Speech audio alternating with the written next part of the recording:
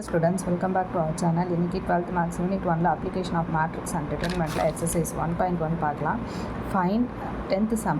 Exercise 1.1ல 10th sum. Find adjoint of adjoint A if adjoint of A matrix கொடுத்துருக்காங்க. ஓகேவா?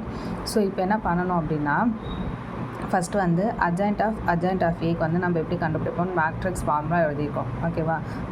இதெல்லாம் கண்டுபிடிச்சிட்டு ஓல் transfer எடுத்தால் அதுதான் adjoint of A. நார்மலாக adjoint of A கண்டுபிடிப்போம்.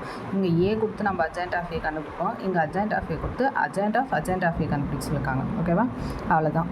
ஸோ இப்போ M11, M12, M13 இது எல்லாமே உங்களுக்கு தெரியும். நான் சைடில் போட்டிருக்கேன். எப்படி கண்டுபிடிக்கிறதுன்னு தெரியும். First row first column, first row second column, first row third column, second row second column, second row second column. அப்படி இப்போ நம்ம கண்டுபிடிச்சிருக்கிற மேட்ரிக்ஸ் வேல்யூ எல்லாமே இங்கே எடுத்து எழுதுகிறோம்.